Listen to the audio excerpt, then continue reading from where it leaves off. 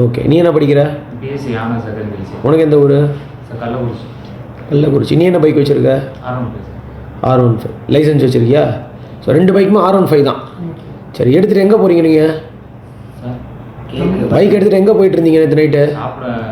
சரி, எதுக்கு சம்மந்தம் இல்லை? ஏன் வண்டியை பார்த்தோன்னா எதுக்கு வேகமாக போகிறீங்க?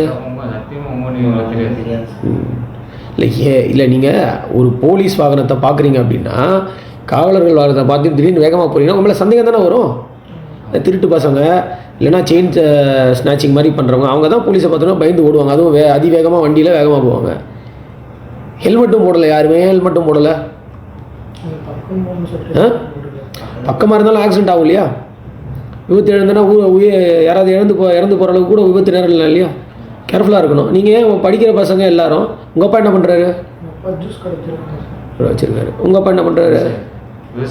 விவசாயி. அவ்வளோ கஷ்டப்பட்டு வேர்வை சிந்தி உழைச்சி உனக்கு ஒரு பைக் வாங்கி கொடுத்துருக்காரு.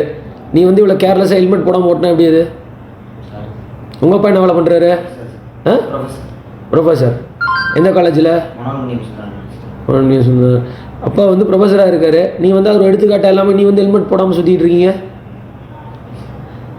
காவல்துறை வந்து சொல்கிற எல்லா கருத்துக்களும் உங்களோட நன்மைக்கு தான். நீங்கள் வந்து உங்களுக்கு விபத்து ஏற்படக்கூடாது, இல்லை நீங்கள் கஷ்டப்படக்கூடாதுங்கிறத தான் சொல்கிறாங்க. போலீஸ் வாகனத்தை பார்த்த உடனே வேகமாக போகிறது வந்து உங்கள் மேலே சந்தேகத்தை தான் வர வைக்கும். சரியா? ஹெல்மெட் போடாமல் ஓட்டுறது வந்து உங்களுக்கு என்ன ஸ்டைலாக எனக்கு ஒன்றும் புரியல. ஹெல்மெட் போடாமல் இருக்கிறது வந்து ஸ்டைலாக இருக்கோ இல்லையோ, உயிருக்கு தான் அது ஆபத்து. அதுவும் அந்த ஹைவே வந்து சென்னை போகிற ஹைவே ரொம்ப பெரிய வாகனங்கள் வேகமாக வண்டி போகிறது. ஆக்சிடென்ட் ஆச்சுன்னா என்ன பண்ணுவீங்க? கேர்ஃபுல்லாக இருக்கணும். ரெண்டாவது வந்து அவ்வளோ வேகமாக வண்டி ஓட்டுறது வந்து தவறான விஷயம். இல்லை யாராவது குடிச்சிருந்தாங்களா? யார் குடிச்சிருந்தா? என்ன தம்பி குடிச்சிட்டு வண்டி ஓட்டுறது கரெக்டாக? இப்போ குடிச்சிட்டு வண்டி ஓட்டும் போது உனக்கு ஆக்சிடென்ட் ஆச்சுன்னா இறந்து போனோன்னா உனக்கு எந்த ஒரு இதுவுமே கூட வராது. உங்களை தான் குற்றம் சொல்லுவாங்க. யாராவது ஒன்று இடித்தா கூட உங்களை தான் குற்றம் சொல்லுவாங்க. குடிச்சிட்டு வண்டி ஓட்டுறது சரியா? இவங்க 2 பேர் குடிக்கலையா? ஸோ நீங்கள் வந்து உங்களோட பர்சனல் லைஃப் நீங்கள் தான் பத்திரமா பார்த்துக்கணும்.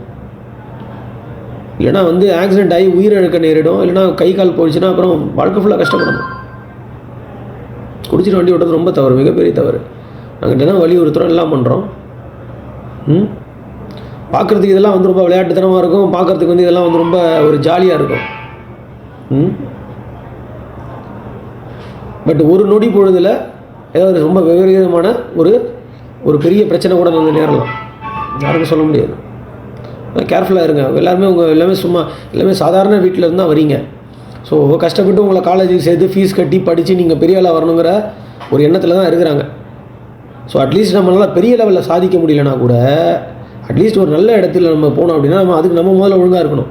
ஒரு குடிச்சிட்டு வண்டி ஓட்டுறது, வேகமாக வண்டி ஓட்டுறது, ஹெல்மெட் போடாமல் வண்டி ஓட்டுறது வந்து ரொம்ப ஒரு மிகப்பெரிய ஒரு பிரச்சனை.